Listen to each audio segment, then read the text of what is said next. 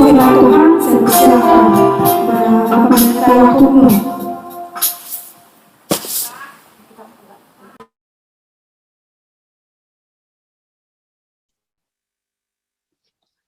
Ya, sebelumnya, apakah suara saya cukup kencang? Bisa didengar semua ya? Oke, baik. Mari kita mulai masuk dalam doa.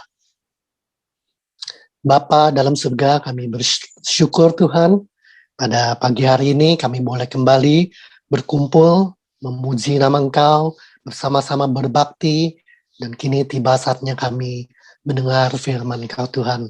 Tuhan, kami mohon Engkau sendiri yang kirim Roh Kudus-Mu yang berkata-kata kepada kami, yang mengajarkan kepada kami semua Tuhan. Terima kasih Bapa, dalam nama Tuhan Yesus kami berdoa. Amin. Baik, selamat pagi saudara-saudara sekalian. Puji Tuhan, saya meskipun jauh di Toronto, beda waktu 11 jam.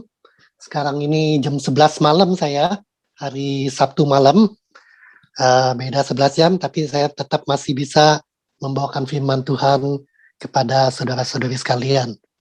Nah, saudara sekalian, hari ini saya firman Tuhan yang dibawakan akan diambil dari Wahyu pasal 14 ayat 6. Saya akan bacakan sekali. Dan aku melihat seorang malaikat lain terbang di tengah-tengah langit, dan padanya ada Injil yang kekal untuk diberitakannya kepada mereka yang diam di atas bumi, dan kepada semua bangsa dan suku dan bahasa dan kaum. Nah, saudara sekalian, kalau kita tahu, kalau kita baca firman Tuhan di kitab Wahyu ini kira-kira sudah hampir akhirnya selesai pada waktunya gitu. Dunia ini akan selesai karena kalau kita lihat nanti anak domba Allah akan datang kembali. Nah, tetapi saudara sekalian, kapan akhir zaman itu tiba? Ya? Kapan anak domba Allah atau Yesus Kristus akan kembali kedua kali? Nah, Yesus sendiri memberikan petunjuk di Matius pasal 24 ayat 14. Yesus bilang, sebelum Injil kerajaan ini diproklamasikan sampai seluruh dunia, baru akhirnya akan datang. Jadi Yesus bilang, kita menunggu Yesus datang, menunggu akhir zaman datang, akhirnya dunia ini datang, Yesus datang, tapi akhirnya itu nggak akan datang kalau Injil kerajaan Tuhan ini belum disebarkan sampai di seluruh dunia. Nah, oleh karena itu kita lihat di sini, untuk karena kedatangan Yesus kedua kali itu adalah sesuatu yang pasti harus terjadi dan pasti terjadi. Untuk itu Tuhan mengirimkan, di sini dikatakan Tuhan mengirimkan malaikatnya membawa Injil yang kekal untuk diproklamirkan kepada segala bangsa di seluruh dunia. Nah, tetapi saudara sekalian, waktu kita baca ini, kalau kita mempelajari Alkitab, kita harus hati-hati, jangan baca satu ayat lalu mengambil kesimpulannya ya, bahwa demi Injil supaya tersebar kemana-mana Tuhan memakai malaikat. No, waktu dikatakan di sini Tuhan, Yohanes bilang saya melihat seorang malaikat terbang membawa Injil kekal. Malaikat tidak diberikan hak untuk memberitakan Injil. Hanya manusia yang diberikan hak untuk memberitakan Injil. Dan manusia bukan semua manusia, hanya sekelompok manusia tertentu yang khusus diberikan hak untuk memberitakan Injil di dunia ini. Nah, jadi waktu firman Tuhan mengatakan Yohanes melihat ada malaikat, ini menggambarkan apa? Tuhan mengirim malaikatnya karena ini satu persoalan yang penting, yaitu mengabarkan Injil. Jadi malaikat ini dikirim untuk membantu, mendukung mereka yang dikhususkan, diberikan hak untuk menjalankan tugas penting ini, yaitu mengabarkan Injil. Nah, siapakah orang-orang yang ditunjuk sekelompok orang ini yang khusus diberikan hak khusus untuk memberitakan Injil? Nah, kita harus masuk ke dalam kitab Kisah Para Rasul. Nah, saudara sekalian, hari ini sebenarnya saya akan ajak saudara sekalian melihat seluruh kitab Para Rasul, seluruh kitabnya. Tetapi kita nggak lihat detail, kita akan lengkap-lengkap. Kenapa kitab Para Rasul? Karena kalau kita bicara mengenai pengabaran Injil, itu awalnya ada di kitab Para Rasul. Dan kitab Para Rasul menceritakan awalnya, lalu Tuhan menunjuk sekelompok orang yang diberikan hak, lalu juga menceritakan perkembangan pemberitaan Injil itu. Nah, mari kita mulai. Nah, tadi saya katakan hanya manusia yang diberikan hak untuk memproklamasikan Injil atau memberitakan Injil. Dan itu juga tidak sembarang manusia, bukan semua manusia, tetapi hanya satu golongan kelompok manusia tertentu. Siapakah itu? Nah, saudara, kita lihat di kitab Para Rasul, pasal 1 ayat 4-5, jadi di awal kitab Para Rasul, waktu itu Yesus baru bangkit dari kubur, lalu dia sedang tinggal bersama dengan para muridnya, lalu sebelum dia naik ke surga, dia berkata kepada murid-muridnya, dia mengatakan di pasal 1 ayat 4, dia katakan, jangan meninggalkan Yerusalem, kalian tinggal di sana menanti janji Bapa. Telah kamu dengar daripadaku, sebab Yohanes membaptis dengan air, tetapi tidak lama lagi kamu akan dibaptis dengan Roh Kudus.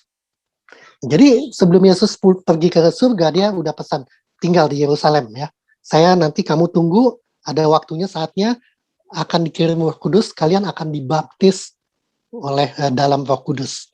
Nah, saudara, apa itu baptisan dalam Roh Kudus? Ini dalam terus terang banyak orang Kristen rancu sekali ya, kacau, apa itu nama baptisan Roh Kudus? Apa semua orang Kristen dibaptis atau anak orang tertentu saja yang dibaptis dalam Roh Kudus? Nah, saudara, baptisan itu sebenarnya kalau kita lihat di zaman kuno, itu baptisan bukan eksklusif milik orang Kristen. Tetapi zaman kuno, baptisan adalah satu ritual yang dilakukan oleh banyak kelompok tertentu. Dan tujuan baptisan dilakukan kelompok-kelompok itu apa tujuannya? Salah satu tujuan baptisan untuk setiap kelompok melakukan itu adalah apa? Adalah untuk menerima orang baru masuk ke dalam kelompok mereka. Jadi zaman dulu kalau satu kelompok yang eksklusif, siapa yang mau masuk dalam kelompok itu, seringkali kelompok itu mengharuskan satu upacara yang disebut baptisan. Setelah dibaptis, baru orang ini masuk dalam kelompok tersebut. Nah, oleh karena itu Tuhan memakai hal yang serupa, kata-kata yang serupa, baptisan. Nah, Tuhan mengatakan, saya akan mengumpulkan orang-orang khusus gitu. Jadi nggak semua manusia akan diberikan hak untuk mengabarkan Injil, hanya orang khusus. Nah, orang khusus ini, kelompok khusus ini, kalau kalian mau menjadi anggota kelompok khusus ini, harus melalui ini, upacara baptisan. Yaitu dibaptis oleh dalam Roh Kudus. Nah, lalu murid-muridnya, nah saudara lihat di Efesus pasal 1 ayat 11-14. Orang suka bertanya, kapan kita dibaptis dalam Roh Kudus? Soalnya setelah kita dibaptis dalam Roh Kudus, kita menjadi anggota kelompok yang eksklusif, yaitu kelompok apa? Kelompok anak Allah. Nah, kapan kita dibaptis oleh Roh Kudus? Dalam Roh Kudus. Nah, Paulus di Efesus 1 ayat 11-14, Paulus mengatakan, ketika engkau mendengar firman kebenaran, Injil keselamatanmu, dan percaya padanya, engkau sudah dimeteraikan oleh Roh Kudus. Nah, saudara, baptisan dalam Roh Kudus adalah, dengan kata lain adalah apa? Meterai Roh Kudus. Kalian dimeteraikan menjadi anggota kelompok tertentu, yaitu dalam hal ini menjadi anggota anak-anak Allah. Nah, kita dibaptis oleh Roh Kudus waktu kita mendengar firman kebenaran, Injil keselamatan, kita percaya Tuhan, saat itu juga Tuhan kirim Roh Kudusnya, kita dimeteraikan, kita dibaptis dalam Roh Kudus. Jadi nggak ada yang namanya ada kelompok Kristen eksklusif, Ada yang udah baptis Roh Kudus, ada yang belum. Yang kalau yang sudah baptis Roh Kudus, tandanya bahasa roh, itu ngawur total. Seluruh orang Kristen, anak Allah adalah anggota kelompok eksklusif, yaitu anak Allah. Dan untuk menjadi anak Allah, harus dibaptis, dimeteraikan oleh Roh Kudus. Kalau saudara nggak dibaptis Roh Kudus, saudara nggak bisa menjadi anak Allah. Bukan kelompok eksklusif ini. Nah, oleh karena itu, saudara sekalian, di awal ini Tuhan, di awal kitab para rasul, ini jelaskan ada satu kelompok eksklusif, yaitu anak-anak Allah yang nanti akan Tuhan meteraikan, dibaptis dengan oleh roh dalam Roh Kudus. Nah, inilah menjadi satu kelompok eksklusif. Lalu kelompok eksklusif ini di ayat 7 sampai 8 ini Tuhan berikan satu mandat, satu tugas bagi kelompok eksklusif ini. Ayat 7 sampai 8. Gitu dikatakan, mari saya akan bacakan ayat ke-8. Tetapi kamu akan menerima kuasa kalau Roh Kudus turun ke atas kamu, dan kamu akan menjadi saksiku di Yerusalem, seluruh Yudea, Samaria, dan sampai ke ujung bumi. Nah, saudara sekalian, ini adalah satu mandat, mengabarkan Injil. Nah, untuk menjalankan Injil ini, Tuhan bilang, kalian akan menerima kuasa dari Roh Kudus. Nah, saudara, ini adalah salah satu fungsi utama Roh Kudus. Hari ini kita akan melihat 3 fungsi utama Roh Kudus, yaitu pertama, memeteraikan kita dibaptis menjadi anggota anak-anak Allah. Fungsi utama yang lain adalah apa? Untuk kita menjalankan tugas memberitakan Injil. Jadi saudara, banyak sekali orang sekarang, orang Kristen, kalau kita lihat Roh Kudus itu gagah-gagahan gitu ya. Wah, dipenggal Roh Kudus, di kibas Roh Kudus, rebah, jatuh semua. Saudara, fungsi Roh Kudus bukan untuk itu. Fungsi utama Roh Kudus apa? Diberikan supaya kita mempunyai kuasa mengabarkan Injil. Kalau saudara nggak mengabarkan Injil, saudara percuma dapat kuasa Roh Kudus. Karena ini fungsi utama Roh Kudus.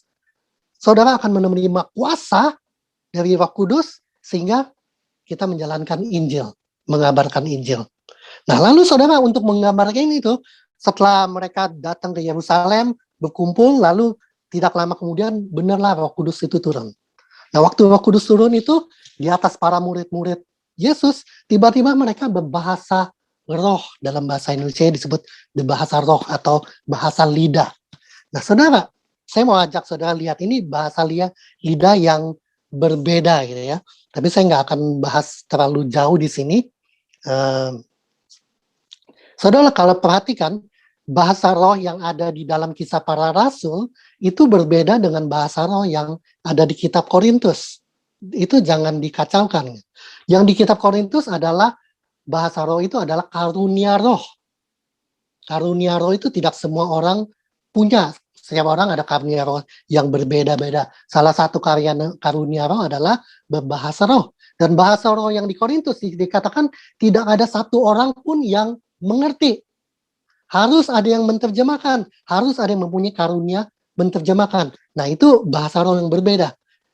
Kisah para rasul yang disebut bahasa roh atau bahasa lidah, ini adalah yang berbeda dengan yang di Korintus. Nanti saya akan jelaskan bedanya apa. Nah, beda yang pertama adalah kalau yang di Korintus itu dikatakan tidak ada yang mengerti. Kalau mau dimengerti harus ada yang mempunyai karunia menerjemahkan. Nah, yang dikasih di kisah para rasul ini, bahasa roh ini kalau sebegitu diucapkan, semua orang dari berbagai latar belakang, semua orang dari berbagai bangsa mendengar, mengerti semua. Orang Arab, orang Yahudi, orang Chinese mungkin, orang Belanda, orang Kanada, semua yang hadir di sana mendengar Petrus berbicara dalam bahasa Ibrani, mereka mendengar seolah-olah Petrus berbicara dalam bahasa masing-masing. Mereka ngerti. Nah, ini bahasa roh yang di kisah para rasul. Jadi kalau saudara perhatikan, semua bahasa roh yang disebutkan di kitab para rasul ini adalah bahasa roh yang seperti ini. Yang diucapkan semua orang mengerti. Beda sekali. Nah, lalu setelah mereka berbahasa roh dan semua orang dengar, terkejut. Wah, bahasa apa nih? Kok kita semua mengerti? Lalu ada orang yang mengenyek. Wah, ini murid-murid Tuhan ini sedang mabok mereka. Siang-siang udah minum anggur, minum arak, mabok. Lalu bangkitlah Petrus. Dia mengatakan, kita bukan mabok, tetapi ini adalah memenuhi nubuatan Nabi Joel. Nah, saudara, mari kita lihat nubuatan Nabi Joel. Itu ada di pasal 2 ayat 16 sampai 21. Nah, nubuatan Nabi Joel seperti ini, saya bacakan ya, saudara sekalian. Akan terjadi pada hari-hari terakhir, demikianlah firman Allah, bahwa aku akan mencurahkan rohku ke atas semua manusia, maka anak-anakmu laki-laki dan perempuan akan bernubuat, dan teruna-terunamu akan mendapat penglihatan-penglihatan, dan orang-orangmu yang tua akan mendapat mimpi, juga kepada atas hamba-hambaku laki-laki dan perempuan akan kucurahkan rohku pada hari-hari itu. Dan mereka akan bernubuat. Dan aku akan mengadakan mujizat-mujizat di atas, di langit, dan tanda-tanda di bawah, di bumi, darah, dan api, dan gumpalan asap. Matahari akan berubah menjadi gelap gulita, bulan menjadi darah sebelum datangnya hari Tuhan, hari yang besar dan mulia itu. Dan barang siapa yang berseru kepada nama Tuhan akan diselamatkan. Nah, saudara, waktu kita mendengar ini, jadi Nabi Yoel mengatakan nanti pada akhir zaman itu setiap orang kepada setiap orang akan dicurahkan Roh Kudus. Orang yang percaya akan menerima Roh Kudus. Nah, waktu orang percaya menerima Roh Kudus, orang-orang yang percaya ini akan menjadi apa? Kalau saudara lihat, dikatakan nih bernubuat, berpenglihatan, dapat mimpi. Nah, saudara kalau pelajari perjanjian lama, siapa yang bernubuat, punya penglihatan, mimpi-mimpi? Para nabi. Para nabi. Para nabi. Nah, jadi tetapi banyak orang salah mengartikan ayat ini. Mereka merasa setelah kita percaya Yesus, dapat Roh Kudus, kita semua ini menjadi nabi-nabi gitu. Makanya banyak aliran Kristen tertentu, jemaatnya banyak yang bernubuat kan, bernubuat, dapat penglihatan ini, dapat mimpi itu. Karena apa? Mereka mengatakan, Nabi Yoel mengatakan setelah kita mendapat curahan Roh Kudus, semua dari kita anak laki, perempuan, tua, muda akan bernubuat, akan mendapat penglihatan, akan mendapat mimpi-mimpi. Kenapa? Dalam kenyataan sebagian besar kita nggak pernah bernubuat. Sebagian besar dari kita nggak dapat mimpi-mimpi, visi penglihatan dari Tuhan. Padahal kita ada Roh Kudus kalau kita udah percaya Tuhan. Nah, saudara, ini orang salah mengerti. Jadi, sewaktu Nabi Yoel memberikan gambar ini, saudara, Nabi zaman dahulu, fungsi Nabi adalah menyampaikan perintah Tuhan. Jadi, Nabi itu adalah corong mulut Allah. Apa yang Allah ingin sampaikan ke manusia, dia sampaikan. Nah, cara mereka menyampaikan perkataan Tuhan, kadang-kadang itu ibarat, kalau saudara masih ingat, kita suka adain game ya, main tebak-tebakan. Satu orang membuat gambaran, lalu beberapa orang yang lain duduk tebak dari gambaran. Ini apa ya? Ini apa ya? Saudara masih ingat kan ya? Nah, sekarang kalau saya harus membuat gambaran supaya saudara tebaknya ya. Dan saya mau saudara menebak mengajar. Kata kerja mengajar atau fungsi mengajarkan. Nah, bagaimana saya gambarin fungsi mengajar? Susah kan? Cara yang paling gampang saya akan buat apa? Saya akan gambar guru. Guru adalah apa? Pengajar. Posisi pengajar. Nah, setelah saya gambar guru, kalian akan mudah menebak. Guru, ya hampir. Pengajar, hampir. Oh, ngajar. Benar, ngajar. Fungsi, bukan posisi. Nah, saudara, jadi waktu Yoel menyampaikan pesan Allah, dia membuat gambaran, memberitakan gambarannya sebagai posisi yang digambarkan, tetapi sebenarnya yang disampaikan bukan posisi, fungsi. Nah, apa bedanya fungsi dan fungsi? Saudara lihat firman Tuhan. Firman Tuhan di Kolose pasal 3 ayat 16, itu mengatakan kita diperintahkan untuk saling mengajarkan. Nah, sekarang semua orang harus saling mengajar. Gitu. Sekarang pertanyaan, kalau kita diperintahkan untuk saling mengajar, apakah semua orang Kristen adalah guru? Enggak kan? Ini adalah dua hal yang berbeda. Guru adalah posisi yang mempunyai fungsi mengajar. Tapi setiap orang Kristen harus memiliki fungsi mengajar tanpa menjabat sebagai guru.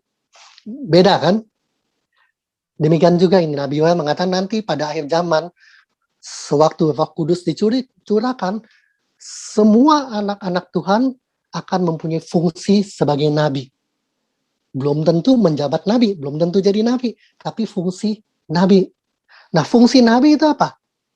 Menyampaikan firman Tuhan, menyampaikan perkataan Tuhan. Dalam hal ini apa? Injil keselamatan. Jadi di sini nubuatan Nabi Yoel jelas sekali Paulus menceritakan, Petrus menceritakan tujuan kita hari ini menerima Roh Kudus apa? Supaya kita mendapat kuasa menjalankan fungsi nabi, yaitu apa? Menyampaikan pesan Allah, yaitu apa? Injil keselamatan. Jadi saudara sekarang mengerti, nubuatan Nabi Yoel ini bukan mengajarkan kita semua akan jadi nabi, semua akan bernubuat, semua akan mendapat visi penglihatan. No, kita berfungsi sebagai nabi, mendapatkan apa? Menyampaikan Injil keselamatan. Tetapi ada sebagian orang Kristen akan ditunjuk apa? Menjabat sebagai nabi. Nah, orang Kristen yang ditunjuk menjabat sebagai nabi, orang-orang tertentu ini akan apa? Bernubuat, mendapat visi, penglihatan, mimpi-mimpi. Tapi hanya orang-orang tertentu yang mendapat posisi nabi. Tetapi seluruh orang Kristen berfungsi sebagai nabi, menjadi corong mulut Allah, yaitu menyampaikan Injil keselamatan. Nah, lalu saudara sekalian, nah ini adalah pesan dari Tuhan bahwa Injil ini hanya diberikan kepada siapa?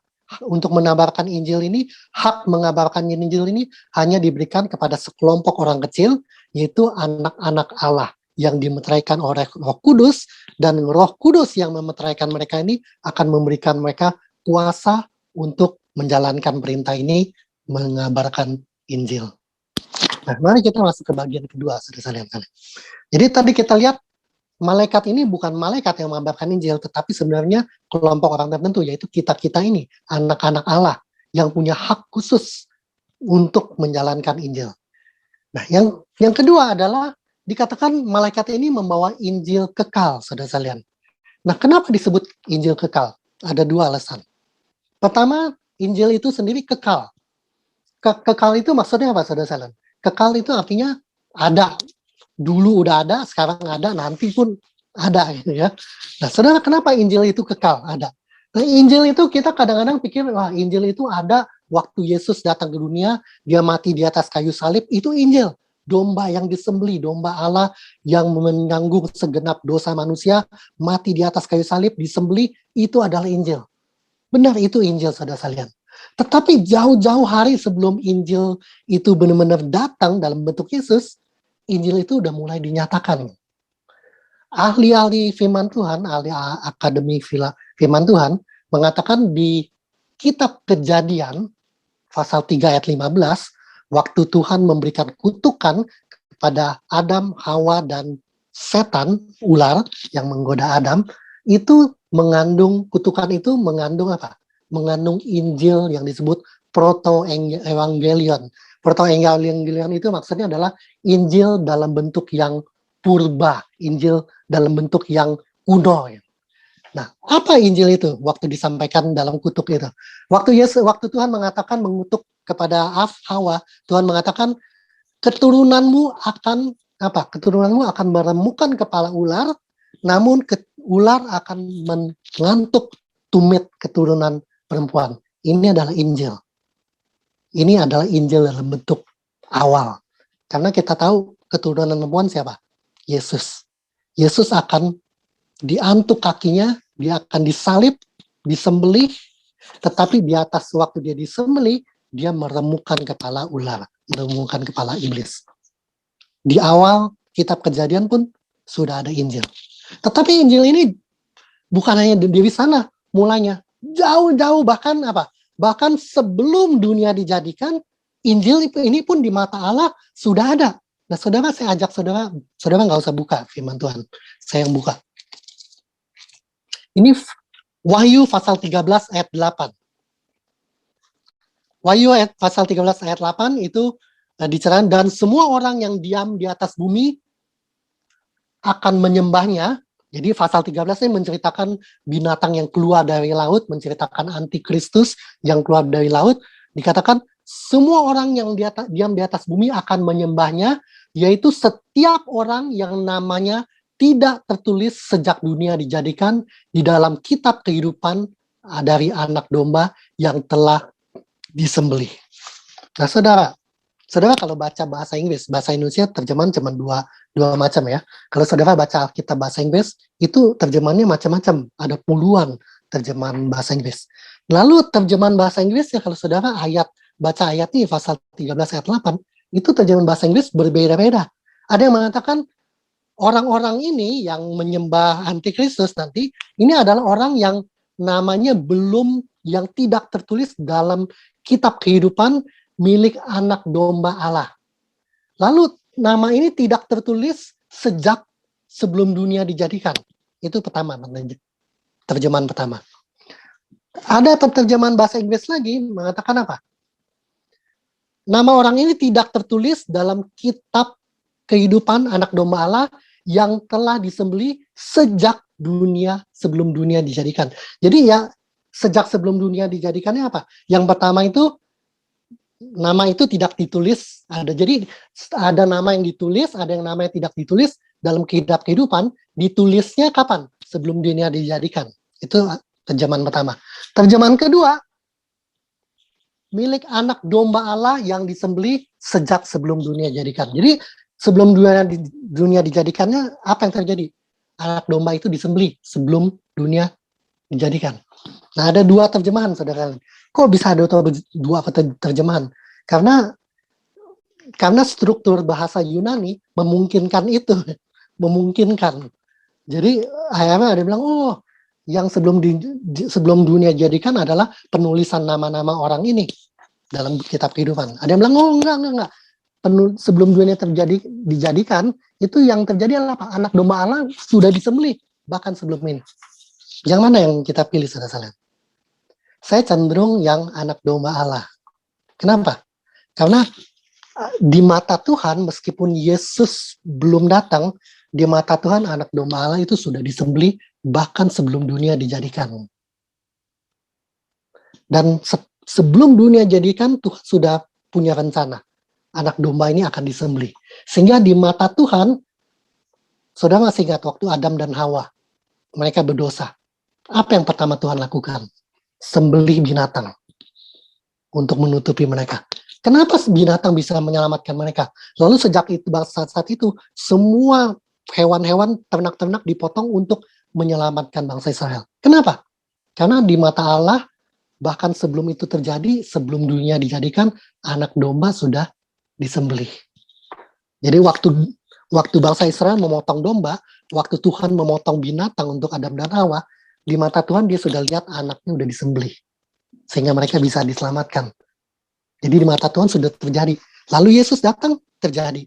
Lalu dikatakan pada akhir zaman, nanti waktu kita datang ke surga, menghadap tahta surga, dikatakan ada anak domba yang rupanya seperti sudah disembelih. Kita percaya bahwa apa? Yesus yang naik ke surga, dia selalu membawa tanda sembelihannya, tanda salibnya, sampai kapanpun juga. Jadi dia ada domba yang sudah disembelih selama-lamanya. Dari mulai dunia sebelum jadikan, sekarang, sampai nanti selama-lamanya, dia domba yang disembelih. Nggak pernah domba yang tidak disembelih. Jadi Injil itu kekal. Dari sebelum dunia jadikan, sampai nanti sudah selesai pun, sampai kekekalan, domba itu sudah disembelih. Injil itu ada. Itu pertama.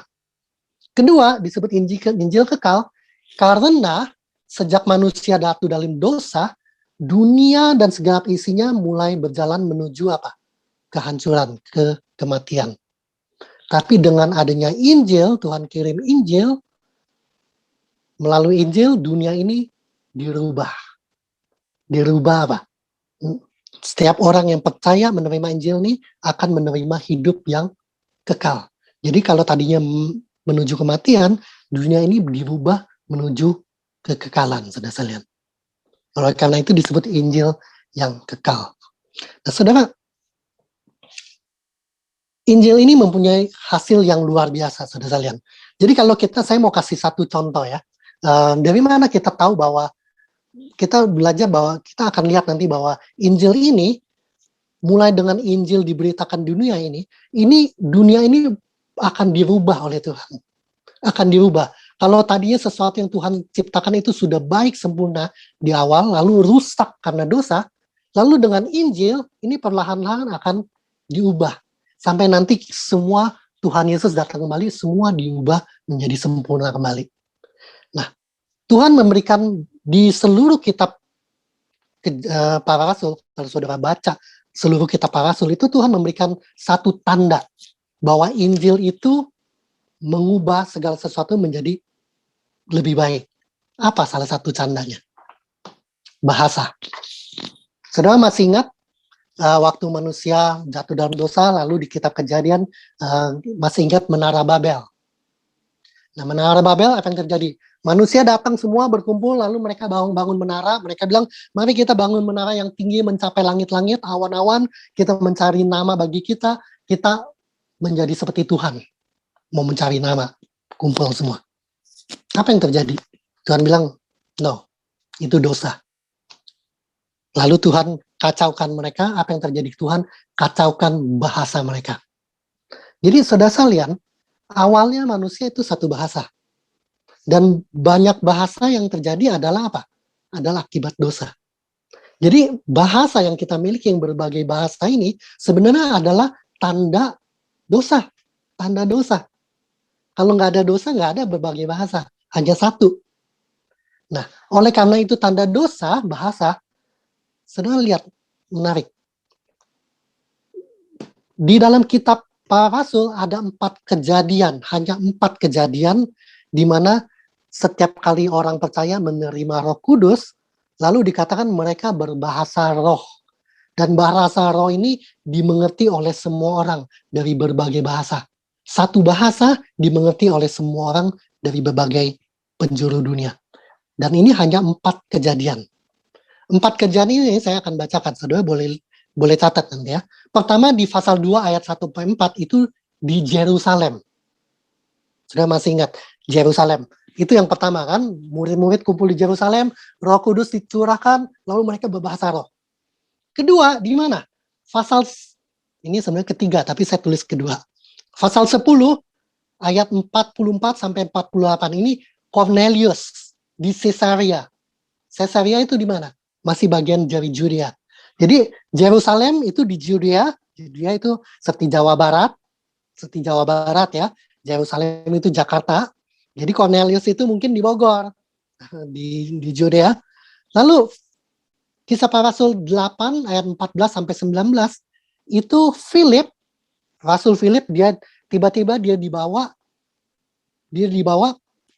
diajak dia berjalan sampai ke satu lokasi di mana? Di Samaria. Nah, di Samaria setelah dia membawakan firman Tuhan, Injil, orang Samaria percaya menerima Roh Kudus, mulai berbahasa roh. Bahasa roh yang sama, semua orang mengerti. Di Samaria. Pasal 19 ayat 1. Di Efesus. Apa yang terjadi? Waktu itu Paulus sedang berjalan di Efesus, tiba-tiba datang murid-murid Yohanes. Waktu itu Yohanes Pembaptis sudah mati, dibunuh. Lalu murid-muridnya datang ketemu Paulus. Murid-muridnya ditanya Paulus, kalian sudah dibaptis dalam nama Yesus belum? Sudah terima Roh Kudus belum? Nggak tahu, nggak pernah dengar soal terima Roh Kudus. Akhirnya dibaptislah mereka dalam nama Yesus, terima Roh Kudus. Nah, di sana mereka berbahasa roh lagi, yang dimengerti semua orang. Nah, 4 kali peristiwa. Saudara, tadi saya tekankan lokasinya. Yerusalem, Samaria, Judea, lalu Efesus. Efesus itu di mana? Di luar Judea dan Samaria. Nah, saudara masih ingat waktu Tuhan Yesus memberikan perintah pada murid-muridnya sebelum dia naik ke surga. Yesus berkata demikian. Tetapi kamu akan menerima kuasa kalau Roh Kudus turun ke atas kamu, dan kamu akan menjadi saksiku di mana? Yerusalem, Yudea, dan Samaria, dan sampai ke ujung dunia. Sampai ke ujung dunia itu di mana? Mulai keluar dari Judea dan Samaria. Yang itu tadi Efesus. Efesus adalah awal keluar dari Judea Samaria, awal menuju ke ujung dunia. Nah, jadi saudara, 4 lokasi ini di mana mereka terima Roh Kudus, lalu berbahasa roh yang semua orang mengerti, ini lokasi yang Tuhan perintahkan.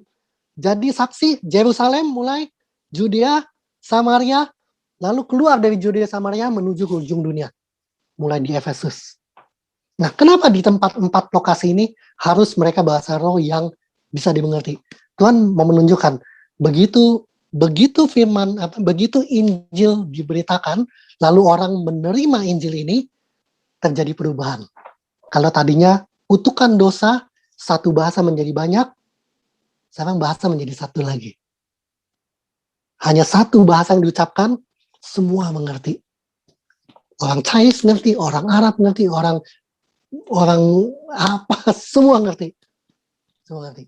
Dan semua 4 titik yang Tuhan tunjukkan, setiap kali Tuhan tunjukkan.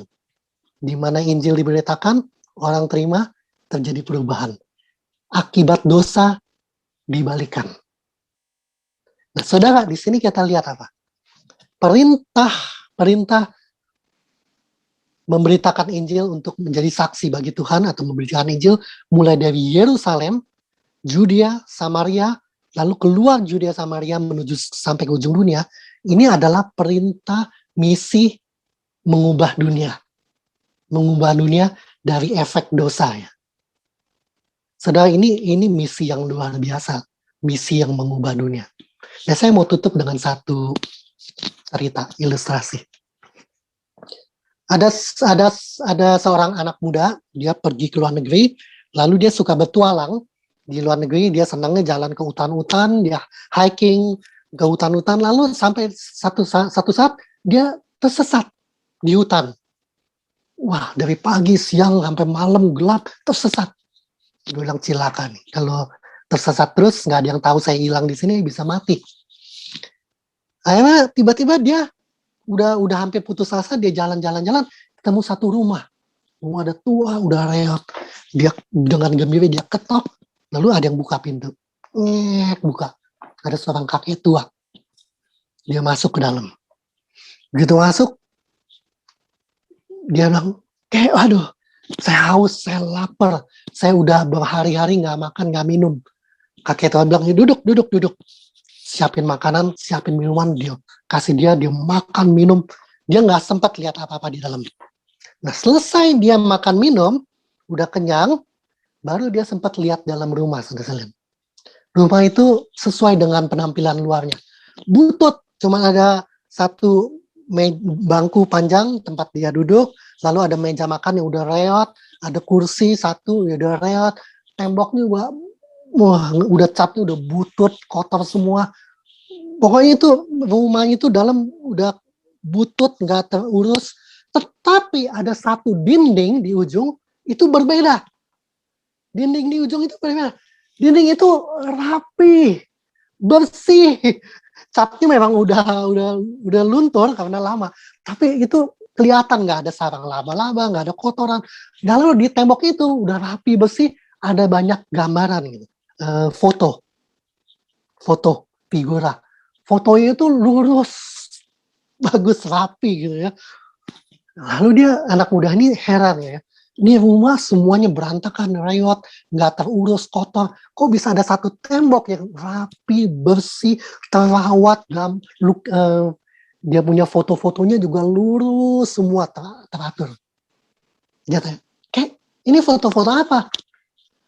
Kakek itu langsung mulai dengan semangat, matanya langsung berapi-api cerita. Ini dia kasih lihat fotonya. Ini dulu nih zaman perang nih. Ini pasukan saya adalah bagian dari pasukan ini. Ini gerakan membebaskan negara kita dari penjajah. Ini waktu kita mau siap-siap naik pesawat nih, mau menyerang di mana. Ini waktu penjajah itu datang, kita siap-siap.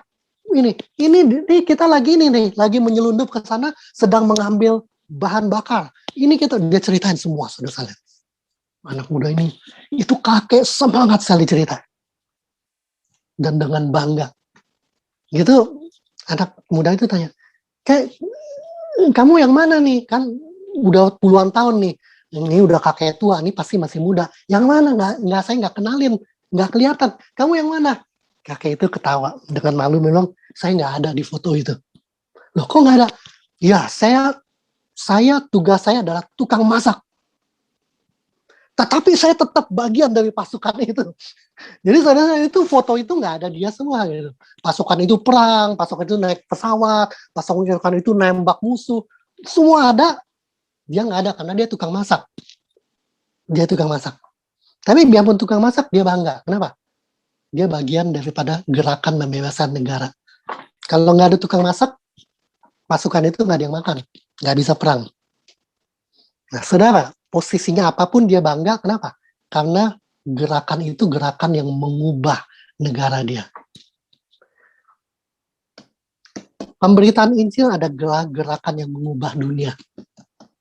Setiap Injil diberitakan, efek dosa diubah. Ingat tadi, bahasa yang banyak, Tuhan kasih contoh. Nanti akan jadi satu nih. Contoh. Makanya hanya terjadi 4 kali. Di 4 titik itu. Setelah itu nggak ada lagi, hanya contoh. Tuhan kasih contoh. Ini nih, begitu Injil diberitakan, efek dosa, bahasa yang banyak jadi satu jadi banyak, sekarang bisa jadi satu lagi nanti.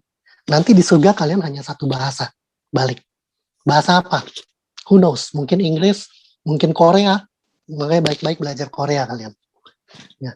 Nah, saudara, kakek ini bangga ikut gerakan membebaskan negara, meskipun dia hanya tukang masak. Tetapi saudara sekalian, kita yang diberikan tugas gerakan mengubah dunia dari efek dosa dengan cara memberitakan Injil, berapa banyak kita bangga lakukan? Bukan hanya kita nggak bangga, malu dan segan lakukan. Padahal Tuhan sudah mengatakan, kalau Roh Kudus turun ke atas kamu, kamu akan menerima kuasa. Jadi kuasa Roh Kudus yang Tuhan berikan bukan untuk gagah-gagahan, untuk kalau, oh siapa sakit, kita doain sembuh. Bagus sembuh. Oh siapa yang ada kesusahan, kita doain. Persoalan hilang. Bagus. Tetapi yang paling penting kenapa Roh Kudus diberikan apa? Supaya saudara dapat kuasa memberitakan Injil. Itu lebih penting daripada kuasa Roh Kudus menyembuhkan, menjawab doa, menjawab ini itu. Yang lain itu tambahan. Yang utama ini. Nah saudara, saya harap firman Tuhan hari ini mengingatkan saudara, ini Injil yang kekal. Mempunyai dampak yang kekal. Mengubah dunia dari efek dosa. Dan saudara harus bangga menjadi bagian ini. Dan saudara menerima Roh Kudus bukan untuk sombong-sombongan, untuk tebas dalam roh segala macam. Tetapi apa? Untuk mempunyai kuasa mengabarkan Injil. Kalau tidak, percuma saudara mempunyai Roh Kudus. Kalau saudara tidak pakai kuasa itu untuk mengabarkan Injil. Mari kita berdoa.